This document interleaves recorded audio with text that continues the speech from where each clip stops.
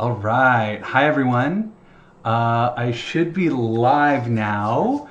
Let me know in the chat if you can see me. Let me know if you can hear me. I played with the audio levels a little bit. Hopefully there's no echo this week. So thank you so much for joining me yet again on another one of these sort of open window live sessions. Really excited to have you here.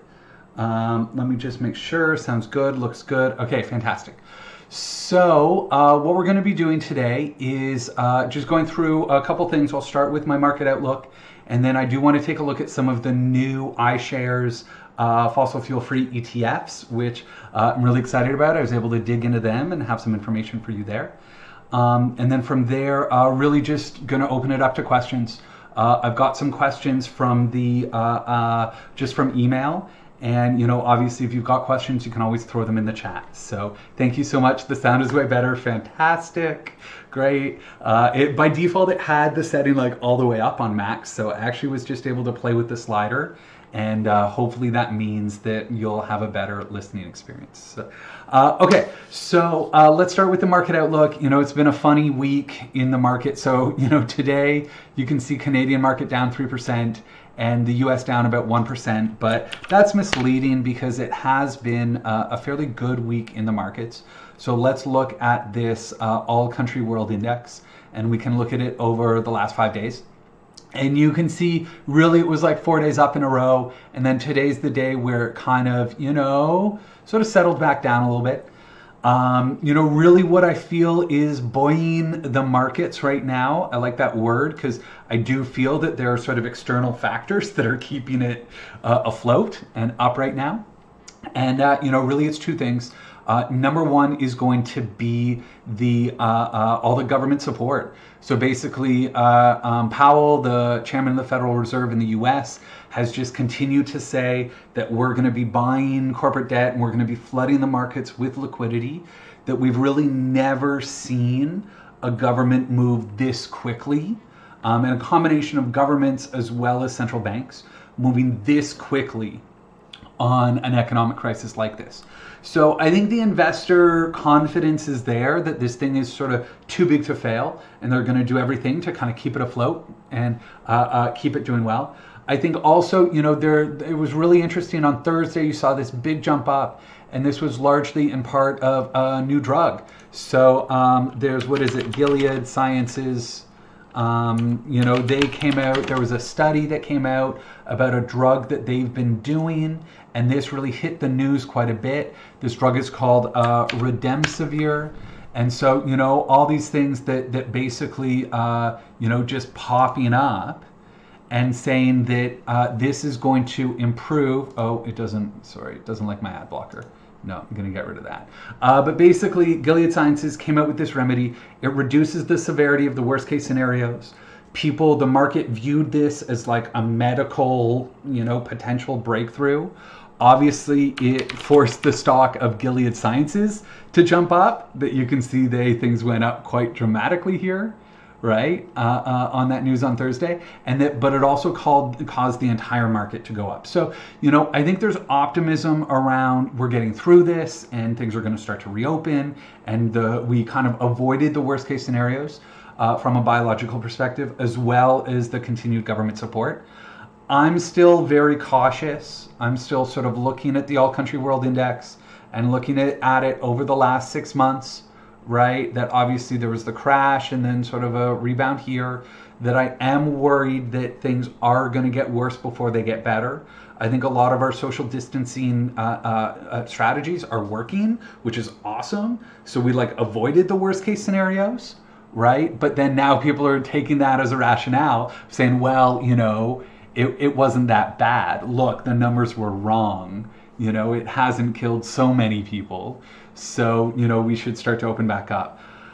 I'm worried about that. I think that could be a recipe for disaster. Again, it wouldn't surprise me at this sort of W if we open back up and then have to shut things down again. That would be a huge problem. So, you know, we'll see. I'm still, you know, very cautious with the markets right now. I really understand that there is so much that we don't understand from a biological perspective that I'm sort of not ready to make any big moves right now. So, you know, my market outlook, I would say, is still on the cautious side. But obviously what we want to do is keep calm and rebalance, kind of stick with the game plan.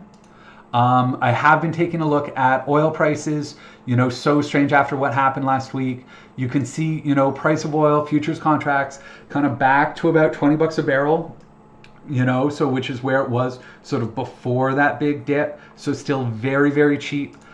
This is the Western Canadian Select. So this is in Alberta at 11 bucks a barrel, you know, still very, very cheap. From what I'm seeing in Alberta, that we are going to start to see some bigger problems, that they need a WTI break even of about $35 just to break even. So if it stays at 20 bucks for a very long time, there's going to be a lot of pain. We've already started to see companies cut dividends. I think it was Husky that cut the dividend today. Shell cut their dividend. That was a big one. I want to say it was Husky. Let me see here. I believe they did, 90% dividend cut. That's just massive. So I do think we're going to see more dividend cuts in the energy space. I do think we're going to see bankruptcies in the energy space. I would say that that's a sector that obviously I still want to stay away from, that it's a good thing that a lot of us did divest from fossil fuels to completely get out of that. From there, the last thing I'll show you just that I do like to keep an eye on is that VIX. So the volatility this week has been not as calm as I was hoping. A lot of movements early on in the day. And we can see here, if I look at the 6-month chart, really it's just in the last little bit, that the volatility index is starting to come down. Things are calming down a little bit, but I would say we're still not out of the woods, that there's, you know, there's a way to go here before I'm ready to assume that the markets are kind of back to normal and that we can do all the normal things that we would do. I would still say we need to be a little bit cautious and understand that as we're shifting things around, really don't want to have big legs. We don't want to like sell something and then have to buy it back 3 or 4 days later, or you know, really that those legs could still hurt us. So that's really the market overview. Happy to take questions. If you've got some questions about market overview, throw them in the chat, and I'll just kind of give it a moment to catch up and see if you've got any questions for me.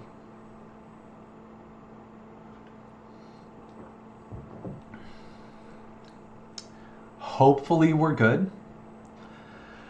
So what I want to do now is move on to start to do a bit of an exploration of these new iShares ETFs.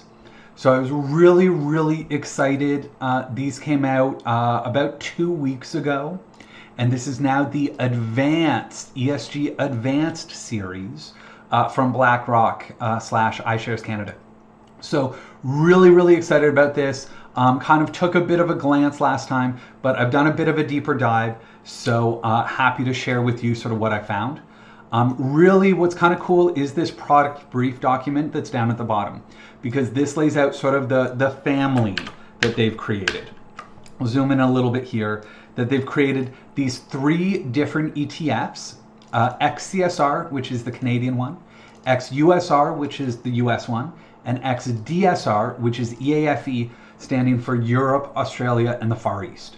So these really are like the core sort of geographic locations. Emerging markets is not part of this, so that is going to be a bit of a gap. It's really hard to do ESG investing in emerging markets. There are a couple of ETFs, but they're not great. So I was hoping for a good one here. Unfortunately, it's not there, but it is what it is. I'll take it. You can see the management fees are very low on these. This makes me so happy that we have such low management fees. Keep in mind, this is the management fee, not the MER. The management expense ratio is going to be these numbers plus HST. Since they're domiciled in Toronto, I think all Canadian dollar ETFs that I've ever seen, that there's always the management fee and then the MER, and the MER is always going to be plus HST. So I can do like 0.15 times 1.13, and to get about, let's call it 0.17 for this one. And you know, I'm going to go ahead and say about 0.22 and probably about 0.28 for these guys at the end of the day. You can see the number of holdings is, it is going to be on the lower side. This is the point. This is, we're purposefully not investing in the entire market. That really, we're trying to cut out certain things. So understandably, there aren't going to be as many holdings in some of the broader ones. But these are pretty good. Like, remember that, a lot of people invest in the TSX 60, which is like 60 companies, right? So, I wouldn't say that's a problem at all. And then obviously very, very new ETFs. They just came out a couple weeks ago. We can see the underlying index. So when I did want to dig through them, these are going to be the specific indexes that, if you want to look at that more strict methodology. But I think that this page does a really good job of kind of explaining the flowchart. So that's why I'm going to show you this. Let me just make this a little bit wider for now. So you can see that they're all going to follow a very similar methodology. This is the Canada, this is the USA, and the Europe, Australia, Far East. That for all of them, they need to have an ESG rating of greater than or equal to BBB rating. Now, I'm going to get in, there was a question about some of these ESG rating firms and MSCI versus Sustainalytics. Of course, this one is MSCI, so it's going to be theirs.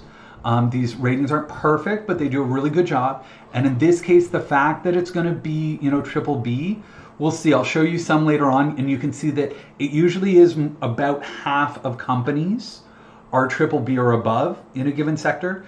Depends on the sector. Sometimes more of them are, but but really this does tell me that we're going to get rid of roughly the lowest half of ESG scores. Certainly like the laggards, we're getting rid of them.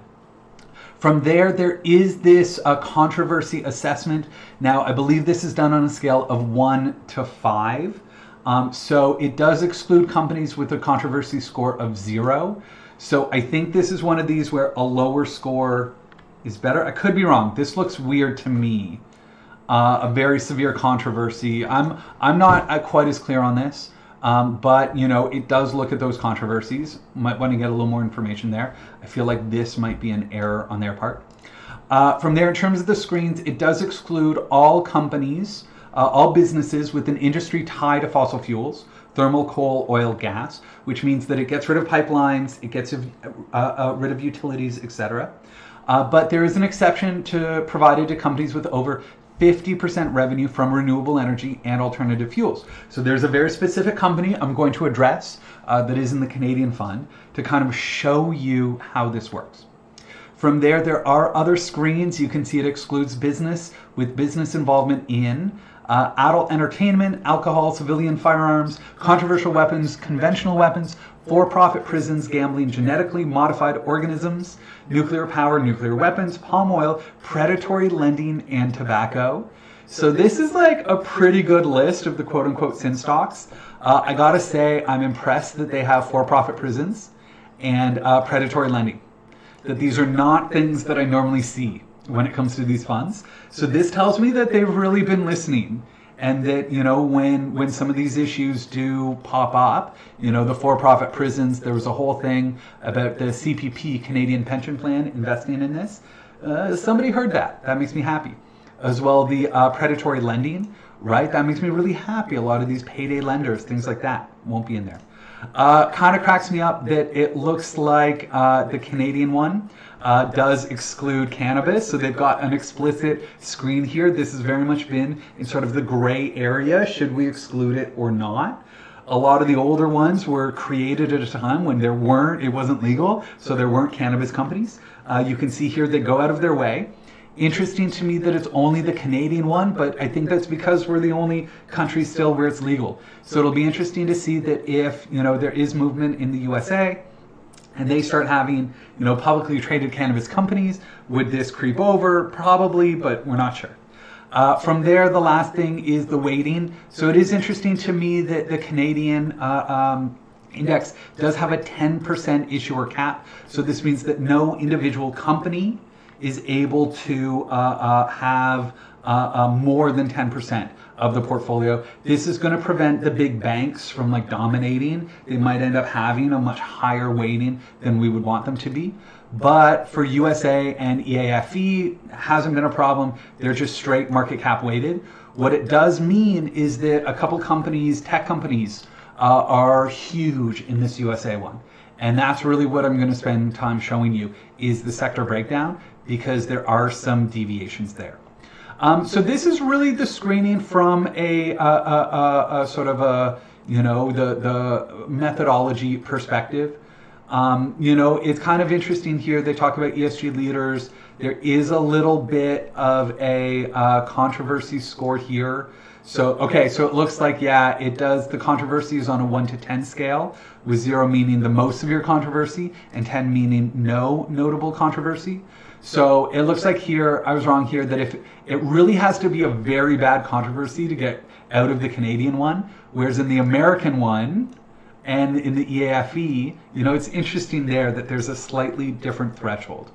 My guess is that they're really going out of their way, because Canada is so heavily focused on the energy sector, that if they had all of these other screens, they might have ended up with a much smaller number of companies. That would be my guess. Anyway, really cool document here. I like how they break it down. Gives me a lot of information. From there, let me just see this question here. Any concern about the size of the Canadian ETF, 2 million? Should investor wait for it to get a little bit bigger before investing too much of their Canadian allocation in this ETF? So this is a great question, Dennis. I wish I had a better answer for you. It's one of these things where there is a little bit of a risk being one of the first through the gate here. So you can see here the net assets. What he's referring to is that there's, you know, about $2 million invested in this ETF, which isn't huge. To give you an idea, in order to break even, an ETF has to have about 100 million under management. Now, obviously, this is 2 weeks old, so it's going to take some time. In the US, what we saw is that when iShares came out with some of these new, stronger ETFs, there were foundations and pension funds like ready to jump in. So, you know, I'm curious to see whether there are some big investors in Canada who've been trying to divest from fossil fuels, who've kind of been struggling, that I think this approach might appeal to them. So I would like to see more money in this. Really what I would say is that I want to keep an eye on the volume. And I want to be clear that right now I'm not expecting very much volume at all for this. It's so new that if we look at it, let me just do the chart. You can see all those NAs.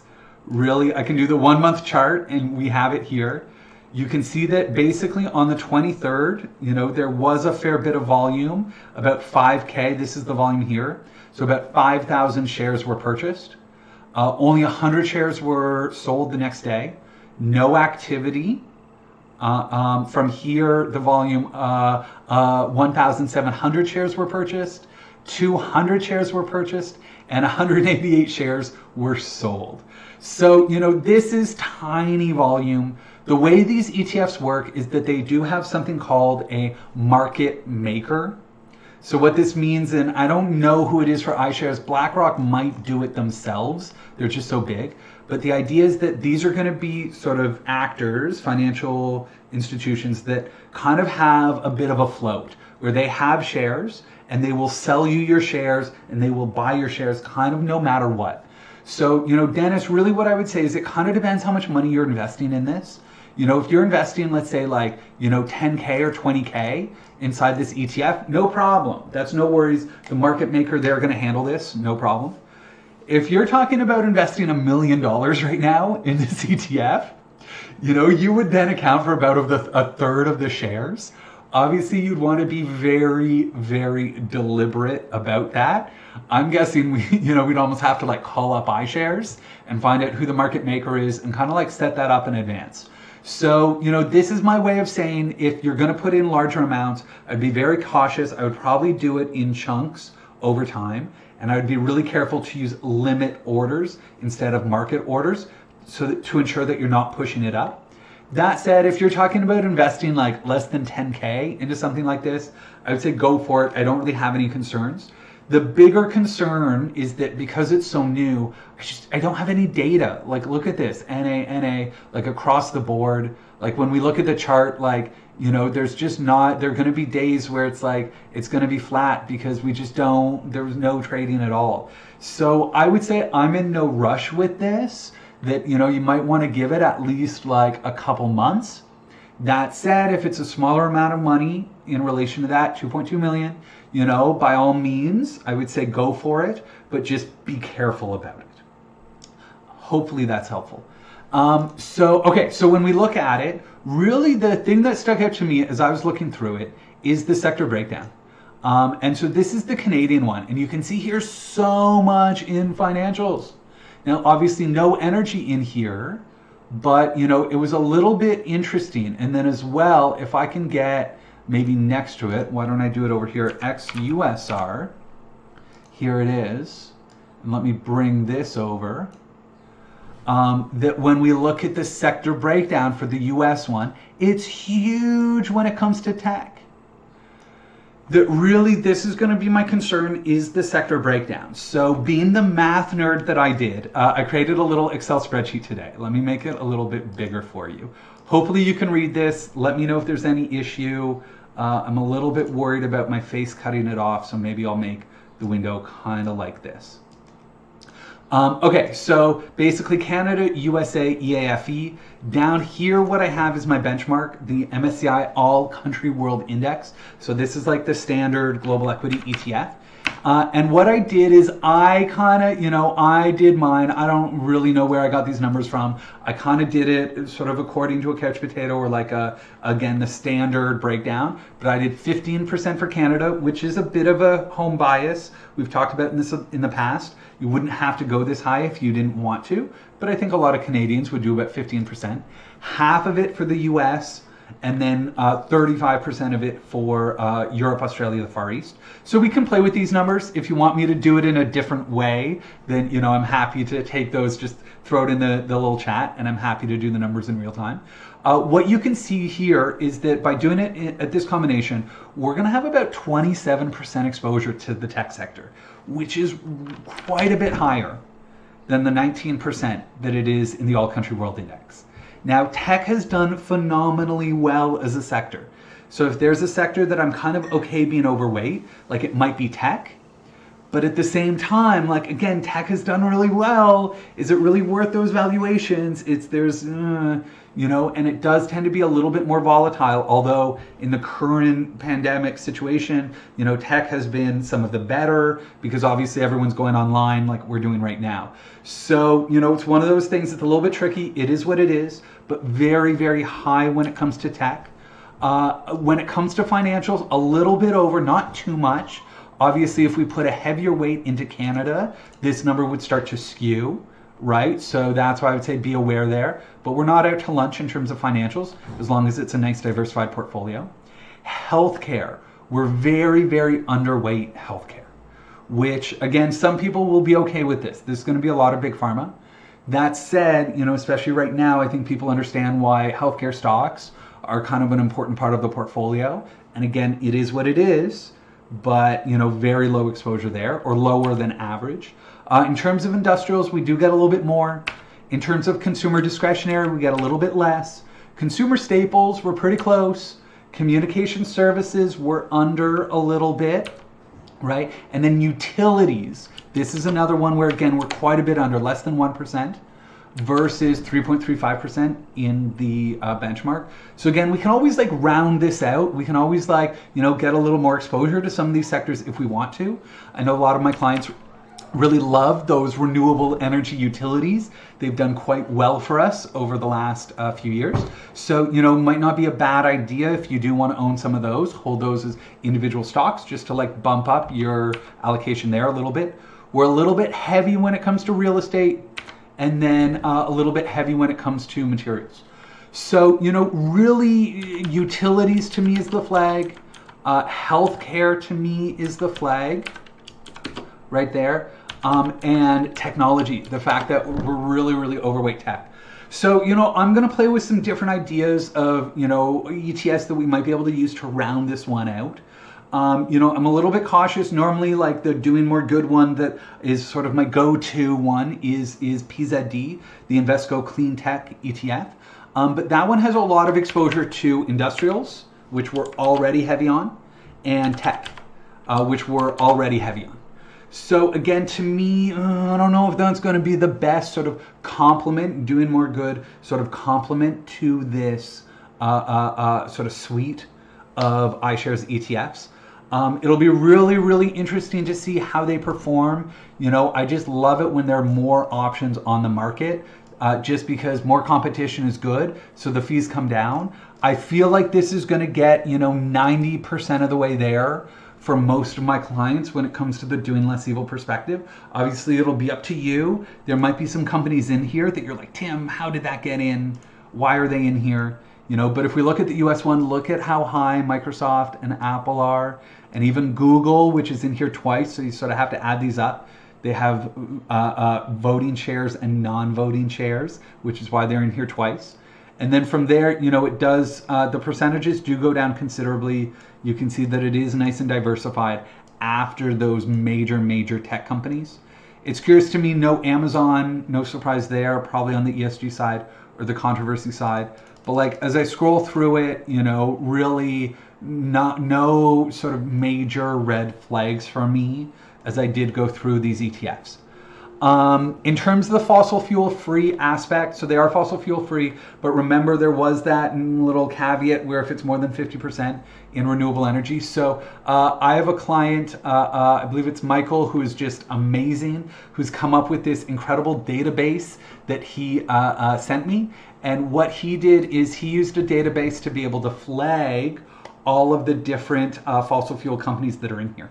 And so we'll start with Canada. You can see it's a very small allocation, but there would be a little bit of natural gas. What it comes down to is really this company, Northland Power. I just wrote about them for Corporate Nights and the Toronto Star, so that article will come out on Monday. But they do have, I think it was roughly about 32%. I want to double check my math there, but about, I'll say over 30% from natural gas. So that's why they get flagged here as a fossil-fired utility. No coal in here at all, but they do have a little bit of natural gas, which is why they get flagged. In terms of the EAFE, there are a couple of small companies in here. Again, probably would want to dig into these guys. Horizon, I just don't know very much about them. Let's see if I can do a quick search. Horizon Mines probably is going to be the company. Let me see here. Hold on. It's holdings, so let me just do holdings. And again, so this would be a freight rail operator, fascinating. So because they move coal, this is like a train company that moves coal. So that's why they would get flagged in there. Isn't that interesting? And then on the US side, there's really only the one company, Consolidated Edison. Again, this would be a utility. But really these numbers are so small that, I'm pretty encouraged by this. So pretty happy, I'm excited. I would say let's give it time. I'm in no rush to make any changes, do things, anything major, but, really love that these guys exist. Let me see here in terms of the question. Bought the 88 shares today. Seems hard to decide if I should be selling my DRMC and DRFC to buy all XCSR. Gail, I love that you saw yourself on the volume. Can't tell you how happy that made me. From there, we can see here, what I would say is hang on to it for now. That there's no sense making these rash decisions. Really, let's wait to get a little bit more data, Gail. But what I would say is that, these are going to be cheaper in the long run. So again, when it comes to this, I want to be clear, we're making these decades-long decisions. That's why I would say, just wait for 3 months, 6 months. Really, it's after a year, once we hit that 12-month point, that's when I'm going to get all the data that I really need to be able to do that comparison in a much more meaningful way. So, really it's going to be up to you there. What I would say is that if you were going to replace one of them, it would probably be the DRFC, because I believe this one is cap weighted, meaning it's similar to the iShares methodology, that it's cap weighted, whereas the DRMC, I believe, uses the multi-factor approach, which means that it's going to have different weightings. So if you're going to do two of them, you might want to do it in a slightly different way. It's really sweet. It's 7:30 right now. I'm starting to hear some bells ringing outside and people clanging on their pots and pans for healthcare workers. So give me one moment just to shut my window. Love and respect to all of our healthcare workers right now. Okay, so from there, did have a little look through their responsible investment guidelines. So one thing, I don't talk about it too much, is if you own the shares and there are companies in there that you don't love, one question is, is the ETF sort of voting those shares in the right direction? That when you own shares, you get these votes. iShares, BlackRock, they're going to do it for you. But are they using that power to push these companies in the right direction? So, maybe I'll do a separate show on this. I kind of went through it. It's a little bit interesting. They do have this investment stewardship. What I would say is that they're doing a really good job on climate change, that I'm seeing a lot, like task force on, financial related carbon disclosures. A lot of really, really cool work on climate change. Not a lot of work on labor issues, or on more of the sort of like, are you treating your employees well? So I think I'll probably explore this at a different time, but think that it's really interesting to look at the proxy voting guidelines to be able to see which ETF company has the best proxy voting guidelines. Maybe that's a little research project that I'll do a little bit later. All right. So those are kind of the new iShares ETFs. Any questions about those?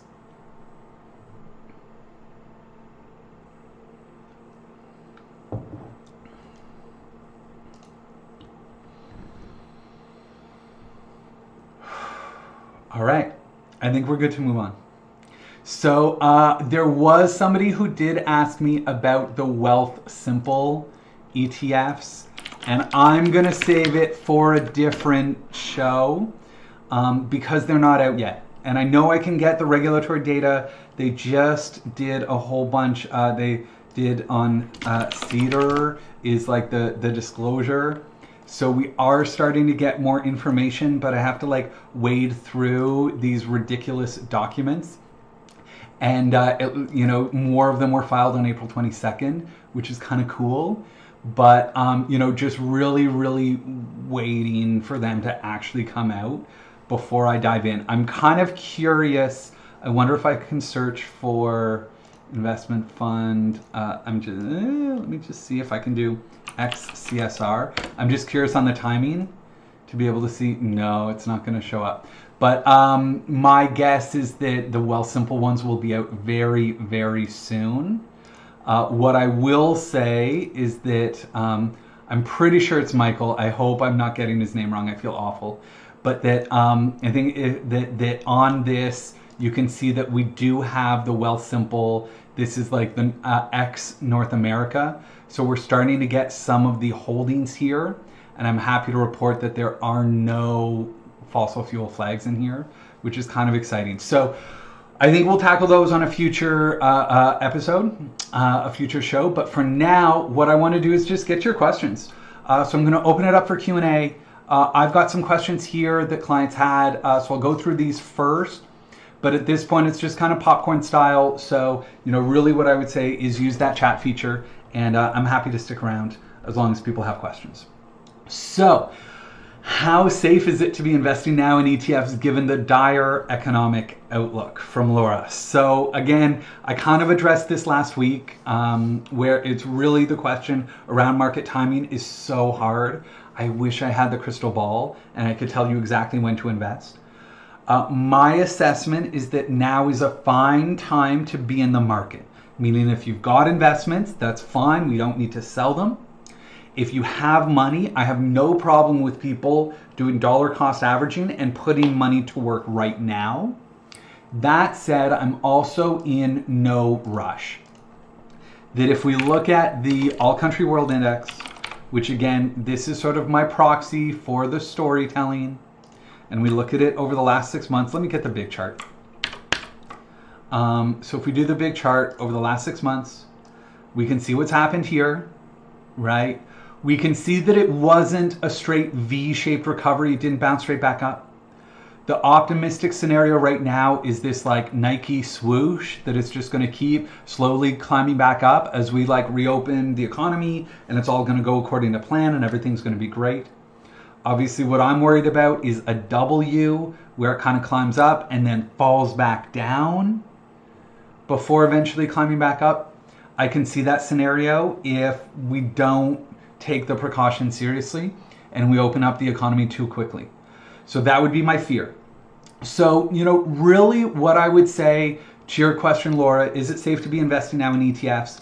Yes, it depends on the ETF, obviously. And we really want to make sure that we do have that proper mix of stocks and bonds. But as long as you've got your emergency fund sorted, that your income is okay, that you haven't lost your income, and you're confident that your income remains strong, and you've got a long-term horizon, then I have no problem continuing to invest. And that using that deliberate approach of doing a mix of stocks and bonds. And then if we are investing a big lump sum, that we might do that dollar cost averaging and do it over time. Obviously, the big thing is we want to avoid the emotions. So I can't tell you how many people, right around here when things were at their lowest, were like, Tim, should I sell everything and go to cash, right?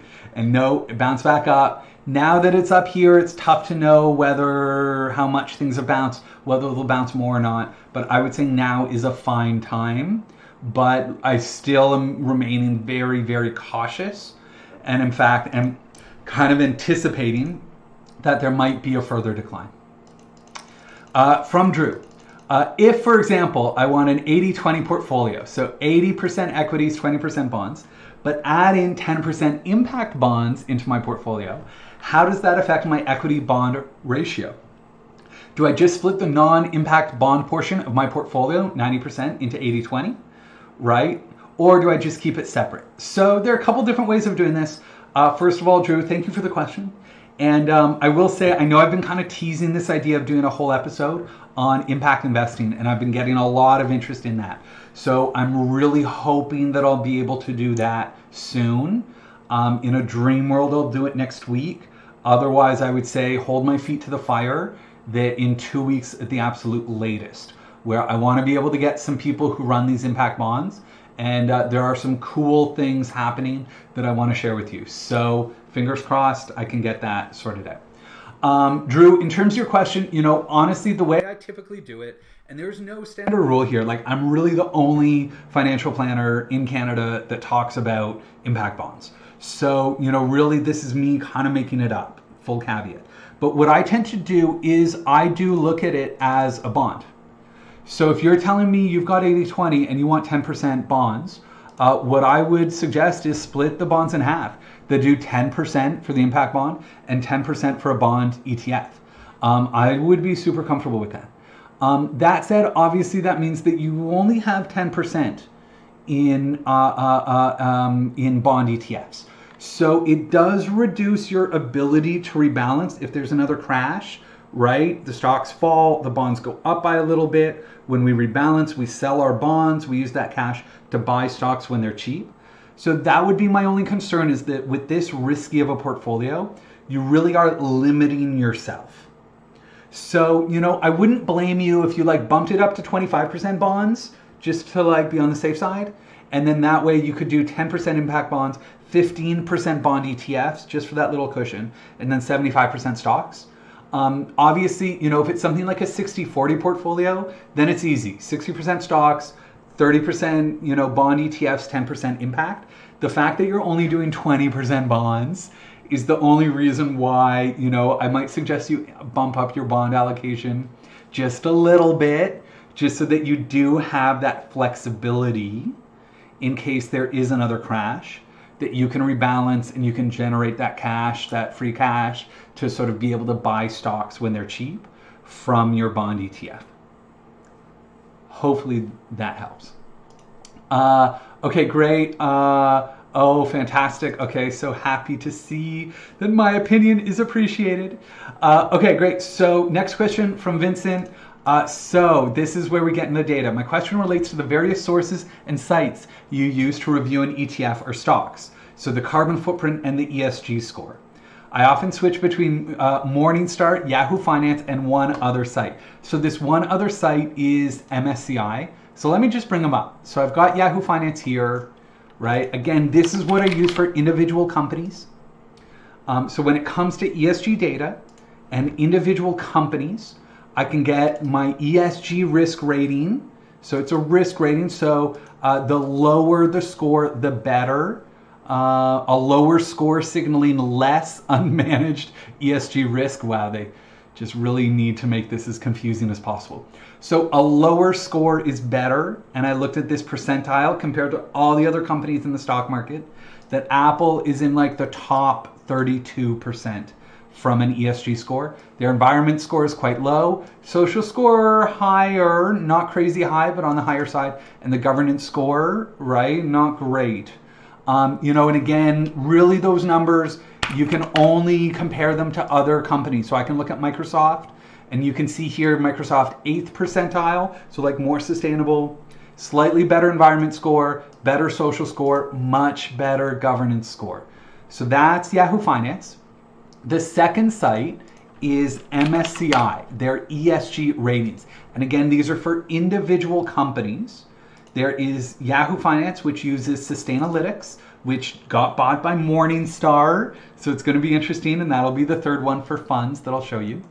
But for MSCI, again, we can look up Apple here. And what they're going to do is give us this letter rating. With A being here, AAA is the highest, right? Remember, for the threshold, for those iShares ETF, it didn't have anything below triple B. So you can see here about 61% of this sector would qualify. So again, you can see it's roughly the top half, but again, it's going to depend on the sector. And then, if we look at Microsoft, just because I did that comparison before, they get the AAA rating. So both companies agree that Microsoft is more sustainable. You can see this has the AAA, which really puts them on top of this sector. The third one is Morningstar. So Morningstar is what we use for funds. So rather than the individual companies, we use Morningstar to look up ETFs and mutual funds. So for example, now the new ones, I don't even think they're on here. So like XCSR, like it's not even in here. It's been 2 weeks. So again, I'm not going to get any of that data for a while. But we can use something like ETHI, which I know I've looked at in the past, the Horizons Global Sustainability Leaders Index. We can look at the portfolio here. From there, what we can do is go down and we can see this current sustainability score. So whereas this line is like the global category average, this fund has a much lower ESG risk score, which was what we want. It also has the carbon metrics, so the carbon risk score and the fossil fuel involvement. So, really with Morningstar, this is going to be for funds, ETFs and or mutual funds, whereas MSCI we use for individual companies, and Yahoo Finance, which uses Sustainalytics, for individual companies. Now, why do you choose to use one over the other for a specific metric? And how did the different sites compare with each other and reality? Meaning, how trustworthy are they? So if I'm real with you, really, when it comes to the individual companies, I'm going to look at both Sustainalytics and MSCI. That to me, they kind of capture different things. They give me different information. Yahoo Finance, it's more compared to the rest of the stock market. Whereas with MSCI, it's a little bit more sector specific. So I like having that distinction. And then really, with Morningstar, it is going to be for the funds. So that's really the difference between them. Is it an individual company I'm looking up, or is it a fund that I'm looking at? How do they compare with each other? You know, it's so hard for me to answer this. I think they both do a great job, but they both do have some flaws.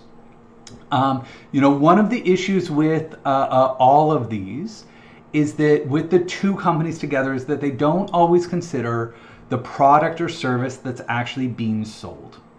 So for example, you know, Suncor, which, you know, they're considered sort of the most sustainable of the sort of oil sands, tar sands companies. You can see her 43rd percentile. So it's in the top half, even though it's a tar sands company. When I look at MSCI, it's kind of going to be the same thing. Where if I look at Suncor here, you know, they get an A rating, that they do kind of well compared to other integrated oil and gas industries. So that's like my big criticism of ESG in general, that I think they can do a better job of starting to look at what they're actually selling. My understanding is that Sustainalytics is moving further along on that than Morningstar is, but I could be wrong there. And then, you know, so really this is my way of saying it's hard to know kind of, you know, which one's better. And then really with reality, you know, I think this is a really important question. And again, what they're doing is they're comparing companies to other companies. So the benchmark is like the old economy. So when it comes to the new one, there are some more innovative measures.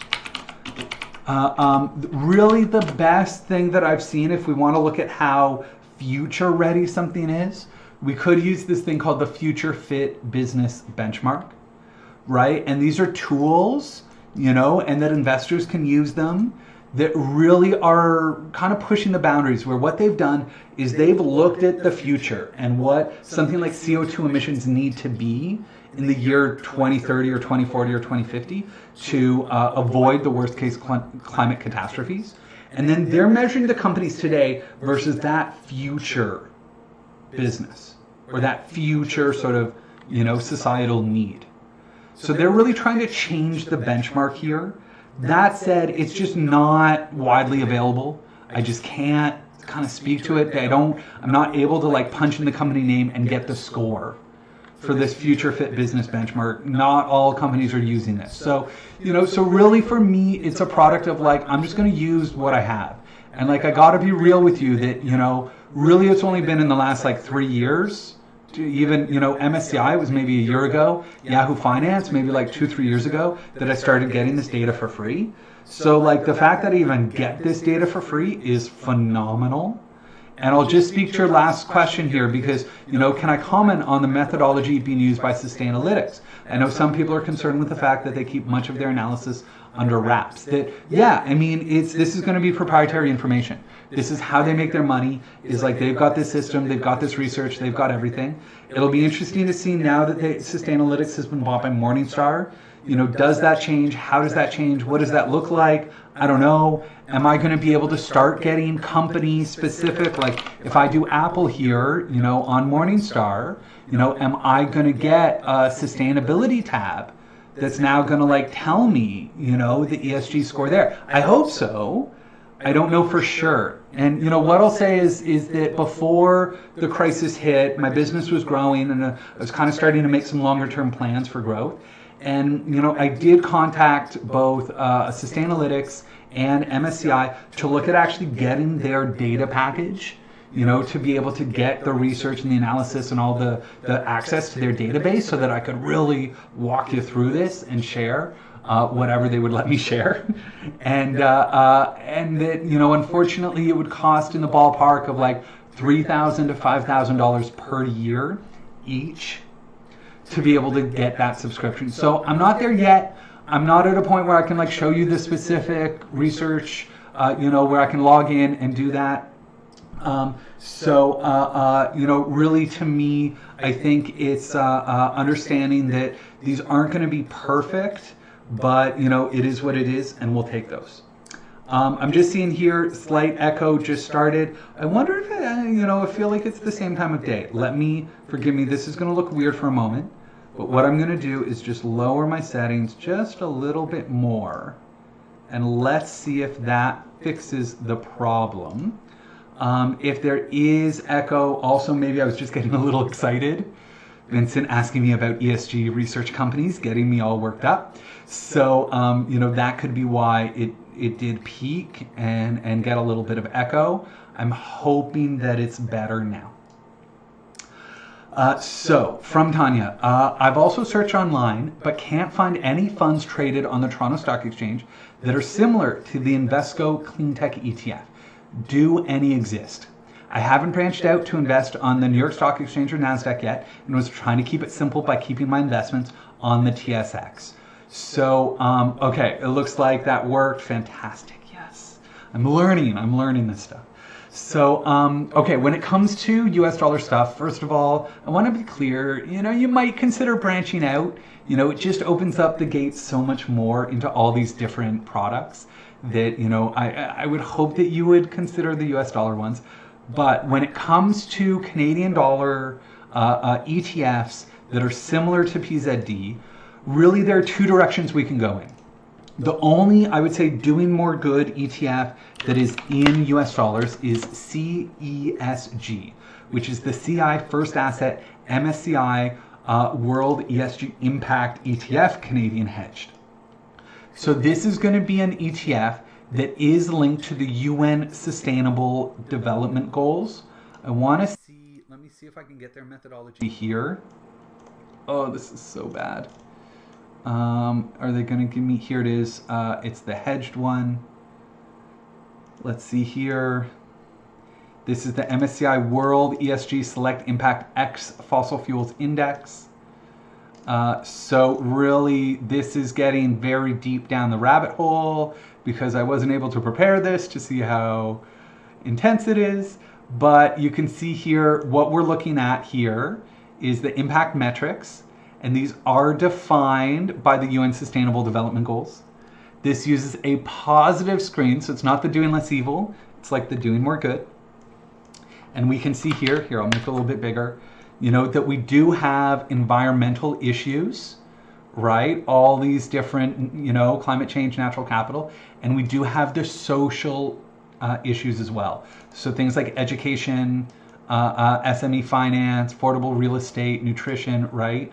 So this is going to be very, very similar. And look, we can get this link. And then I just want to see here whether they do have the minimum ESG score. I think they should. I don't know if it's going to tell me that. But you can see here, these are the MSCI ESG Sustainable Impact Metrics. So what they do is they take the Sustainable Development Goals, they then lump them into these actionable impact themes, and then they invest in companies that are aligned with these. So you can see why it's like doing more good or like positive screening. When we look at it, it is in Canadian dollars. The management fee is 0.55, so definitely in the ballpark of what we would expect. When we look at what's inside, you can see there are going to be some head scratchers. These are going to be linked to things like sanitation and soaps and, sort of health and well-being, right? So like Procter & Gamble, Colgate-Palmolive, Novo Nordisk, and Gilead. Here's Gilead, right? The pharmaceutical company. They do have these health treatments. So not everyone is going to love this. But in addition to that, you are going to get the green things. So like Tesla's in here. I can see the Japanese railways are in here. We're going to get Vestas Wind Systems, which is wind turbines, Xylem, which is water infrastructure. So there would be some overlap between this and PZD. Umicore, which is lightweight metal alloys. Kingspan Group, I love this company. They're an Irish company that does green construction materials. So like super, super cool. So, because it's got the social stuff in addition to the green stuff, I mean, it's a little more diversified, which, hey, that could be good. Like this is the one that I'm thinking about pairing with the other iShares. Let me see if I can just get a quick sector breakdown. If I do fund profile, I wonder if it'll give it to me. Nope. But if I do it on Morningstar, I bet it will. CESG. Here we go. This one. It's interesting. They've got hedged and then unhedged. So it looks like you have the option of whether you want the currency hedging or not. I wonder if the unhedged one is a little cheaper. We can look up that in a moment. But let me get the sector breakdown here. And I can see here, more in real estate, consumer cyclical, so this is discretionary, industrials, and consumer defensive, a lot of staples and healthcare. And look at this, very little in tech and very little in financials, which were the two sectors that were sort of over. Again, not a lot of utility, so it wouldn't be perfect, but this one might be a really nice complement to those iShares ones. Maybe I'll play with that as like the doing more good for that portfolio. I think that could be a really good fit. So, it's not going to be perfect. It's not going to be just green. It's not like just the clean tech one, but, I think this would be the closest in terms of a doing more good. Let me just look up .b here. I just want to see if the unhedged one is cheaper. Often they are. Let's see, 0.55. Darn it. I was hoping for a little bit cheaper there, but it's not. Too bad. So we can talk about the currency, hedged or unhedged. The short answer is it doesn't really matter. There'll be a bit of a debate there. We can get into that in the future if you want. If this isn't good enough, if there are things in here you don't want that are thumbs down, or you really want something that's green, that's when we are going to have to start looking at mutual funds. So Mackenzie, hold on, there is Global Environmental Equity Fund. Here it is. So, this would, I think, be the cheapest. I'd want to double check to see if any of the other funds have lowered their fees. There's like the AGF one that we've looked at. There's the NEI Environmental Leaders one. There's, I think, a good clean tech one from Desjardins. So we could, there are a few of these green doing more good ones. I think this one is the cheapest because if we buy the Series F, you can see here the MER 1.09. So I'd want to check the other ones, but I think this is the cheapest on the F series. And when we look at what's in here, you can see it is very much going to be green. Jinko Solar, Canadian Solar, Alstom, OM Semiconductor, Enel, which is a renewable energy utility, Signify, which I think is like Philips Lighting, so it's like their LED business, Hitachi, Panasonic, which makes a lot of batteries. It looks like I can get the complete holdings here, which makes me very, very happy. So again, this is probably going to be the closest thing to the clean tech index, but it's a mutual fund, not an ETF. So it trades in Canadian dollars, but it is a little more expensive, but it is in Canadian dollars. This one is managed by people who I have a lot of respect for. So this is a Green Chip Asset Management. This is John Cook. And let me just see if I can get the manager here. Greg Payne, I think his name is. I don't know if it's going to give me a little snapshot of Greg as well, but too bad. But they really know their stuff. They run a company called Green Chip Financial. So Green Chip Financial, this was like, one of the first in Canada. So they run this equity fund, blue chip investing in the green economy. And this was for institutional investors only.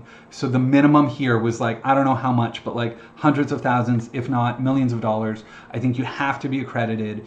And it's so tricky. So, what they ended up doing is partnering with Mackenzie to be able to create this mutual fund so that basically regular investors like you and I can buy into this Green Chip Fund. So they've done quite well, and I really love it, and I love them. I know what they're doing. The only thing for me, obviously, I'm a stickler when it comes to fees, so that would be sort of like my main concern there. I'm just curious if it tells me fund assets. 56 million, which is not bad at all. Good for them.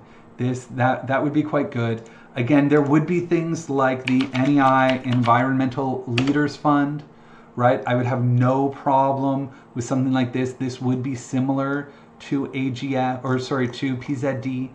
I'd have to, I'm better off looking it up in Morningstar here. NEI Environmental Leaders. Let's look at the F series. It's probably going to be a little more expensive, 1.43, but again, has done quite well. Fund size 437 million, interesting. There's the AGF, Sustainable Opportunities Fund. Let me just see here. I want the F series. If we can get this. This one I actually know the ticker symbol. No, but it's here, so I can get it quickly. The fee on this guy is probably going to be about the same as the NEI. Oh, not bad, 1.19. So this has come down. Good job, AGF. Interesting that this is the oldest one, but only 187 million in there. Too bad, because they've just been doing this for so long. I think this was created, March 2001. So this would be one of the oldest doing more good funds here in Canada. And then as well, the last one is the Desjardins, I think, what is it? Clean Tech, I believe. Yeah. And then let's see if there's a Series F. Otherwise, we might be able to get the Series D, which sometimes is a little bit cheaper. But no, there is an F series, so let's do that. And 1.45, so on the higher side, and 158 million. So, really interesting, but, I would say Mackenzie, it looks like this is the biggest one in terms of assets, and it is the cheapest one at 1.09. So really that's what I would look at in terms of Canadian dollar clean tech, that we're kind of limited to this ESG ETF or one of these sort of doing more good mutual funds. Also haven't found anything akin to fossilfuelfreefunds.org for Canadian funds. Does that exist? So no, it does not exist. This is one of the coolest things. So this is only for US dollar funds, but there's this great organization called here they are, asyousow.org. This organization is phenomenal. And a big part of their work is about investing in your values. And they have these little screeners for fossil-free funds, gender equality funds, deforestation-free funds, gun-free funds, weapon-free funds, tobacco-free funds. So we can play around with this. In the chat, tell me which one you would be most interested in. I'll do fossil fuel funds just to start. So this is the green chip fund. In order to invest, you must either invest 250K or qualify as an accredited investor. Oh, great. I only need to invest $250,000. I just have that lying around. I can invest, no problem. No, but again, I joke, but that's why I'm so glad they did create this mutual fund. I'm really, really happy they did. But back to this sort of as you sow here. So again, I can't do Canadian funds, right? So like XCN, the Janssy Social Index, it's going to be like, no, sorry, not in there. But I can do something like, and if I just show you the standard SPY, which is the S&P 500, it's not going to have a good score. It's going to be a D score. And it's going to tell me all the fossil fuel companies that there are 55 in there. And I can see all 55 of them, which is super cool. So this is how this database got created, is basically the data was scraped from this site. So I believe it was something like VT, which is the total stock market ETF. Let me just see. Oh, Vanguard V. Oops. Let me see if it. No. So this is the one where total stock market VTI.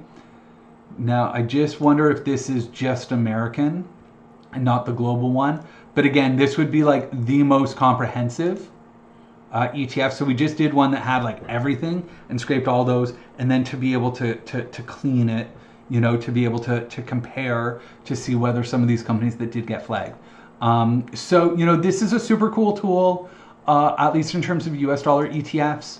Again, we can look at it like in terms of gender equality funds. So, right, like we can look at something, and because sometimes, there's some funny things. So here's like the Change Finance US large cap fossil fuel free. I know it's fossil fuel free, but the gender equality score, okay, like it's good. It's not great, right? So sometimes it's interesting to be able to look at it through a few different lenses, and then the gender equality stuff is fascinating. We can look at it in terms of gun-free funds or deforestation-free funds, weapon-free funds and tobacco-free funds. And again, to be able to identify those companies, this has been a huge help for me with my research. So they are nonprofit, so I made a donation to them and was like, hey, any chance you're going to add Canadian dollar ETFs to your database? They didn't bite for it. They wrote me a very nice letter saying thank you for your donation. We have no plans to expand into Canada right now, but maybe if other people donate, who knows, maybe we can convince them to add the Canadian funds to their database. Okay, for the Desjardins Clean Tech categories A, F, or D, what are the differences despite the MER? So there are no differences in the funds based on these series. I don't want to get too deep into it because, again, I'm getting a little riled up and I don't want the microphone to echo, but I hate mutual funds for all these different series. What it comes down to is the A series is going to have the most expensive. That's if you buy it through a dealer. If you like walk into a Desjardins branch and you're like, I want to buy this fund, they're going to be like, great, I would love to sell you this fund. And they're going to get their trailing commission, which is why the MER is going to be the highest. The F series is traditionally for what we call fee-based advisors. So these would be full-service money managers. The way they work is that they just charge you a flat rate. Usually it's like 1% of your assets every year. They just get paid a flat fee no matter what they sell you. So there's no commissions there, but it's going to be 1% on top of the management expense ratio. So instead of selling you the A series, which has the commission, and then them charging their fee on top of that, that wouldn't make any sense. Mutual funds created this F series, which is, for fee-based advisors, which is really going to be, you're supposed to pay 1% on top of that MER. But since we're smart, if we can figure out how to buy the F series online through an online broker, then that's how we're going to get the cheapest one. The D series, so these are typically, in my experience, the D series are only available through that broker's platform. So for example, for Desjardins, I think you could only buy the D series through the, what's it called? The Desjardins has the online broker. It's going to bug me, online broker. It's like a specific name, Disnet. Here it is. So I think you would have to buy the Desjardins through Disnet in order to get the D series. I know that's how it works with like RBC. You can only get the RBC D series mutual fund on the RBC direct investing platform. But otherwise, these are exactly the same things. They are similar. You can look them up on Morningstar and you can look at the breakdown and you can look at everything. The only thing that's going to be different is the MER and the performance, because the F series is always going to do better. So, so let me just see if I can put it side by side. And if I do this, and I'm just going to take this, but instead we're going to do the A series, that they're all going to be exactly the same, but the MER 1.45 versus 2.61. So you can see how big the trailer fee is there. And then when we look at the performance, 16.33 for 2017, right? This is just going to be a little bit less because of the MER, right? 2018 minus 7.68. This is going to be a little bit less because of the MER. 2019, 6.7. It's going to be a little bit better because of the MER. So the only thing that's different is the fee. Hopefully that answers your question. I see a couple more questions here. Oh, hi, Eric. Thanks for joining late. No problem. It'll be up on YouTube after the fact if you do want to catch up. How you can sell all holdings in an ETF on Questrade. If you need to do the math of total dollar amount owned, dividend by share value, or if there's an easy way of selling the total amount that I own of an ETF. So it's pretty straightforward. If you want to, really basically what I'm hearing is you want to sell all your shares. You're just like, Tim, I want out. I want to do a switch over from one ETF to another. So what you can do is if you log in, if you go to your positions tab on the Questrade platform, there's going to be a little, you can basically click on the holding. It's then going to pop up in the order entry tab, and it's going to have the ticker symbol, and the quantity is going to be pre-filled. And that's going to be, it's called your open quantity. And that's going to be the total number of shares that you own. So you don't have to worry about the dollar amount. right? Really what we care about is, in this case, when we're selling, is the number of shares that we own. And you're going to want your quantity to be that all the shares that you own of that ETF inside that account, right? And then what you'll be able to do is then sell those shares. Now, when you're buying it back with a different ETF, this is where you do need the dollar amount, right? Because if I sold, 100 shares, let's say I owned 100 shares, and they were selling at, $22.22, right? That this is how much cash I now have in my account. But when I go to buy the new ETF, it's not going to be the same share price, meaning I'm not going to buy 100 shares. Instead, I'm going to take this dollar amount and divide it by the new share price. Let's say it's a more expensive one. It's just got a higher price. It doesn't really matter. But let's say it's $56.42. I'm only going to buy 39 shares of the new ETF. So basically what you want to do is you want to be able to open up your Questrade, look at your positions, see what your open quantity is. That's going to tell you how many shares you own of that ETF. You're going to want to sell all of those shares, is I think what you're trying to do here. I would take note of the cash value of that trade, right? Or you can use the rebalancing tool and put your market value to 0 and then put the amount of cash in the little box at the top, and then it'll do the math for you. But really you're going to want to replace that dollar value with the new shares. So you just take that dollar value, divide it by the asking price of the new ETF you want to buy, and that'll give you your new quantity of shares. So really we took $2,200 worth of the one ETF, sold that, and now we're buying $2,200 of the new ETF. I don't really care what the quantity is, 100 shares versus 39 shares.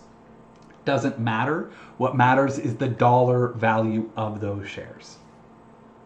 Hopefully that helps you out. I want to see if I have any more questions here. No, this is someone else wrote a question for when I do a section on impact bonds, so I'm going to keep that one there. That's the last of the questions that I got through email. Looks like I did miss a question in the comments from Phil. Oh, hi there. Hi, Tim. You might have this question on your doc already. On Questrade, is it a good idea to put a sales timer? For example, to sell when the shares drop by 25%. Interesting question. So really what you're suggesting here is this is what we would call a stop loss order. Stop loss order. So this is a thing, not a big deal, but really what the strategy here is to sell a stock when it hits a certain point. So let's say you're talking about, there's a share here, it's trading at $100. You're like, Tim, I like this stock, it's really cool, but I'm worried that it is going to go down. Right? And what they're saying here is this is an order placed with a broker to buy or sell once the stock reaches a certain price. So what you could do is you could put in a limit order and you can have it good till canceled, meaning that it's not going to cancel at the end of the day. It's really going to sit there as an order until you cancel it. And what you could do is set that, that sell limit order at $75. If you bought it at $100, you're worried about losing your, 25%, then you can set it at $75. Now, this can often be a good idea when it comes to individual companies. Because again, with individual companies, they do tend to be volatile. And you might want to set something so that if the company is going to bankruptcy, that you're going to sort of get out before it gets that bad. The problem with it is that oftentimes things fall and then bounce right back up.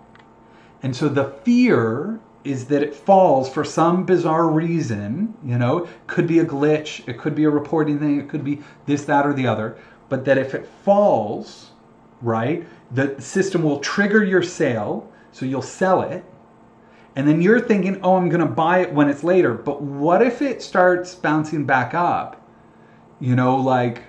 that day, an hour later or half an hour later, that now you've missed that bounce. And it's just so hard to time things. So really, Phil, what I would suggest for you is to consider using stop loss orders For individual companies, especially if it's like a risky company, stop loss orders are definitely your friend. However, when it comes to ETFs, I actually really don't like them. Because let's say, for examal, ETHI, I used this one as my example before. Let's say that, we bought it at a high point, right? And so let's say we bought it here at, I'll just say whatever, $30. If we bought it back here in December of last year at $30, you're like, Tim, okay, at $30, times 0.75, I want to limit my losses, that I'm now going to put in a sell order at $22.50. Well, now all of a sudden it looked like it was doing fine, but now all of a sudden it crashes. And did it get that low? Oh, not quite. Oh, my math is just a little bit off. So in this case, you would have been spared. It would have been very, very lucky, but it came close twice. And let's say, for example, that on this horrible day of March 23rd, that it did go below $22.50. That would have triggered your sale, and you wouldn't have been able to buy it back at a low price. It never went that low again. So, this is why when it comes to ETFs are diversified. That this ETF has 100 companies inside. Most of them have well more than 100 companies. The odds that an ETF is going to go to zero are very low. Like, we're talking about the stock market would have to collapse in order for an ETF to go to zero.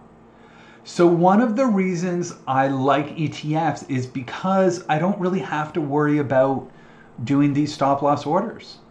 That, I can just really just buy and hold, and if it crashes, no problem. I'm just going to wait for it to come up. But the worst case scenario would be that the computer would sell for you at the bottom. You might not even get a notification, and then the market jumps right back afterwards, and you miss that bounce back because you sold it. So that's why, in terms of these stop loss orders, I'm not a fan. If you wanted to, again, if you were trading or something like that, and it was more of a speculative play, absolutely, I would firmly support that, just to limit the amount of money you can lose. However, when it comes to ETFs, I would say there's no bother. That in my mind, they can do more bad than good. Hopefully that answers your questions. Okay, perfect, gotta run, we'll watch the rest later. Hopefully we're almost done. I think this is pretty good. And then from Gail, how to use the ask bid best when buying or selling. So this is the bid price versus the ask price. So, most people, when we look up a share, we think there's one price, that, it's $30.10. But at any given time, there's always going to be the bid, which is the low ball, which is what someone's trying to buy the shares at. And then the ask, which is the high ball, which is what someone is trying to sell the share at. So there are always going to be actually these two prices at any given time during the day. So what I tend to do is look at the ask price when I'm buying. That's the high ball. I assume I'm going to pay the higher amount. That I don't have millions of dollars. I'm not controlling these markets. Right? I am what I would consider a price taker, which is why I consider the ask price. And then I do assume I'm going to take the bid price when I'm selling, that I'm going to get that low ball offer. And that's why when it comes to these, illiquid, these very new sustainability funds, that when there's not as much action, it's tricky, because if we do get a very wide bid-ask spread, it means, number one, you do not want to trade these things. Do not become a day trader of sustainability ETFs. That's the worst idea ever because of that factor. And that number two, I would just say, understand that you're not always going to get the best possible price. That my dream is that we're going to see a lot more volume, that we are going to see, lots of these little candlesticks of people buying and selling the ETF, every day. But right now we're not there, which is why I'm realistic about it, which is why I say you do need to be cautious. Why, if you're putting large sums, I want you to maybe do it in chunks and to use those limit orders to make sure that you're not pushing the price up. So really, the basic premise is that we use the ask price when we're buying. We use the bid price when we're selling for our assumptions. And then you do not want to day trade sustainable ETFs because there's just too much of a spread between the bid price and the ask price. Hopefully that helps. Okay, let's see here. Nana, how do I feel about XST and CWW? So I don't know XST. Which one is this? Staples? Yeah, I've got no problem with this. I've got some clients who own this for consumer staples. When we look at what's inside of it, I haven't had any huge red flags. There's some stuff in here I don't love, but as far as I'm concerned for consumer staples, Canadian consumer staples, this is going to have your grocery stores like Loblaws and Metro. Alimentation Couche-Tard is the biggest holding. This is like convenience stores. So to me, this is like a good thing to own, especially in a more solid thing. CWW, this is water. So this is one of the ETFs I know very well. When it comes to CWW ETF, I feel really good about it because this is water infrastructure. It's largely going to be water utilities and water infrastructure. So these are the utilities, and these are going to be like the infrastructure, right? So, so this is a nice one. The only issue I have with it, I can actually do it through here, is I wanted gun-free funds, and I ran it through here. Now, again, it doesn't have CWW, but it does have, I think it's CGR, no, hold on, CGW, I feel. Yeah, so this is the US dollar equivalent. They track the same index, and I was shocked to see that there's a gun company in here. Grr. So it's this company called Olin Corp. They make chlorine, which is why they're inside the water ETF. They also own Winchester guns and ammunition. So imagine my surprise when I found Winchester guns and ammunition inside my water ETF. So, as well, there are some issues with it from a fossil fuel perspective, that it does have a lot of these utilities in here. So as much as I love it, it does have some fossil fuel companies, right? Algonquin Power and Utilities, Era, right? So these would be sort of like natural gas utilities. I can look up CWW if you do want the CWW. You don't believe me that they're the same thing. I should be able to get it here on Morningstar, where there is going to be some fossil fuels in here. They actually have it quite a bit higher at 9.08%. So that's interesting to me. That they do have it, here they're saying 5%, whereas, Morningstar is saying a little bit higher than that. That's curious to me that those are a little bit different. But so the result is that, instead of, if you want to do water, the one that I really like that I would consider to be the cleanest one is T-Blue. This is the Tortoise Global Water ESG Fund. You can see that it is what I would consider to be fossil fuel free, which is great. So this is, again, a water fund, but it just kind of gets rid of the nasty stuff. And then let me triple check here, but I'm pretty sure it doesn't include Olin, which means that it doesn't include any guns. Hooray. So which is why, I do prefer T-Blue to CWW, but that's me being very nitpicky. These are small little fractions that, they are going to track very, very similarly. That if I do CGW, which again, the US dollar one, because I don't want the currency, I don't want that to mess around with my chart too much. And I can add a comparison, which is T-Blue. I'll leave it as light blue. And you can see here that, they track each other very, very closely. Here, this would be the 5-year. Right? The light blue one is T-Blue. The dark blue one is CGW, or the equivalent of CWW. You can see that they're basically like right there together. Very, very high degree of correlation. I like the idea of water. Is there more a pure alternative? Yeah. So I think T-Blue is going to be our best bet for now. I would see it being the better one. So there you go. I answered your question. I can read your mind. Any last questions? I'm feeling really good about this. I think this was a good show. Hopefully everyone appreciated it. As always, feel free to like the YouTube channel. You can ring the bell, the notifications. We can do what you want there. You don't have much USA funds. Yeah, I know it is in US dollars. It is what it is. That's the best one. This is why I say, it's always better when we kind of have access to both markets. I like having more choices. In a dream world, we would get something like T-Blue coming here to Canada, but I'm not going to hold my breath there. Thank you so much for joining.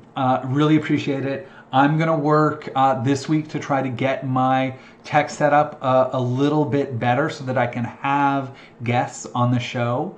Really hoping to be able to bring that. Agnes' question, have low yields. They shouldn't be awful yields. We can see what the dividend is on them. But because of the utilities, it shouldn't be super low. Yeah, 1.83 for the dividend yield. So that's like average yields. It's not a great yield. It's not awful. And then let's look up T-Blue. It's probably going to be about the same. Yeah, 1.8. Oh, it was this. It must have been this that I was looking at. Let's do CWW. It can't be that close, can it? Yeah, 1.55. So, really, again, the standard dividend is about 2%. Like when I do the All Country World Index, usually around 2%. Oh, they're saying here 3. I wonder if this is, hold on, let me just look it up for you. Water, there's a specific measurement that I like, which is the 12-month trailing yield. So yeah, 1.45%. If I do it for T-Blue, ETF, again, I'm looking for the 12-month trailing yield. It's a very specific way of calculating it, but it does ensure that it is consistent. Is it going to give it to me? I don't know if I'm going to be able to get it quickly. Yeah, it's distributions. I would have to do the math here. So I'm not going to worry about doing the math, but it should be very, very similar in terms of fees. Cool. Awesome. Thank you so much, everyone, for joining me. Really appreciate it. As always, know that I'm here for you. If you need to book an appointment, you can always just do it through my website, right? And know that I'm here to help, and that really have a great week, and I'll see you next week. All the best.